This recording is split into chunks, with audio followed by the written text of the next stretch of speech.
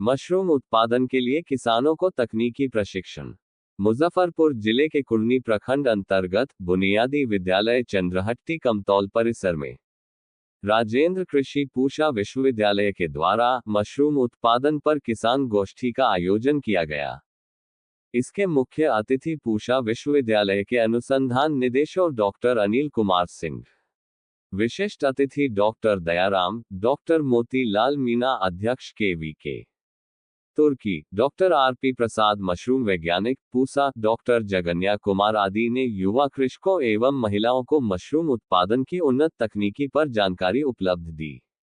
ये कार्यक्रम centre for advance mushroom research कार्यक्रम के तहत अनुसूचित जाति उप परियोजना के तहत आयोजित किया गया, जिसमें 200 से अधिक महिला और पुरुष किसानों ने भाग लिया तथा मशरूम के विभिन्न उत्पादों पर प्रदर्शनी का आयोजन किया गया। इस गोष्ठी में प्रगतिशील किसान नृपेंद्र शाही ने मशरूम उत्पादों के तकनीक और अपने अनुभव को विस्तार से किसानों को बताया। निदेशक अनुसंधान ने मशरूम की मूल्य संवर्धन, मार्केटिंग, पैकेजिंग, मशरूम बीज का उत्पादन की जानकारी दिया। चंद्रहट्टी गांव में किसान उत्पादक संगठन का गठन किया गया है, जिससे किसानों को मिलकर मशरूम उत्पादन के क्षेत्र में कार्य करने के लिए सहायक सिद्ध होगी। रिपोर्ट जयंत सिंह, ब्यूरो प्रमुख।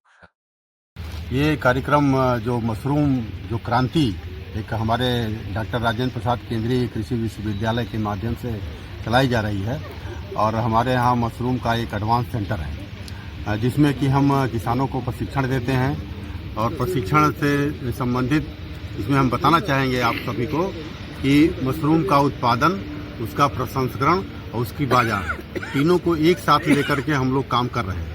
जैसा कि आपको विदित होगा कि आज के समय में हमारा ये बिहार प्रदेश पूरे देश में मशरूम उत्पादन में नंबर 1 है और हमारे ये वैज्ञानिकों, हमारे जो वहाँ के जो कर्मचारी हैं मशरूम विभाग के, उनका इसमें बहुत बड़ा योगदान है।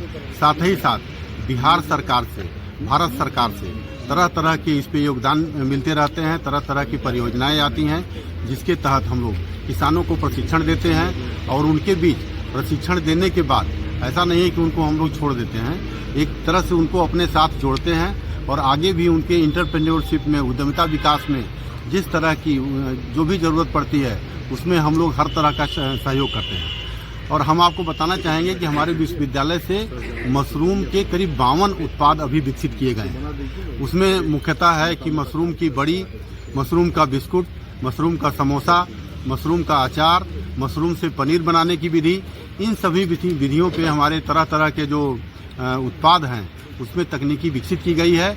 और हमारे विश्वविद्यालय से मशरूम में आज के समय में 5 पेटेंट हम लोग हासिल किए हैं। विभिन्न उत्पादों के आधारित जो पेटेंट हैं हमारा विश्वविद्यालय प्राप्त किया हुआ है और इसी तरह से हम लोग भारत सरकार के माध्यम से और बिहार सरकार के माध्यम से जो भी बजट हमको मिलता है उसमें हम उसका प्रचार प्रसार करते हैं।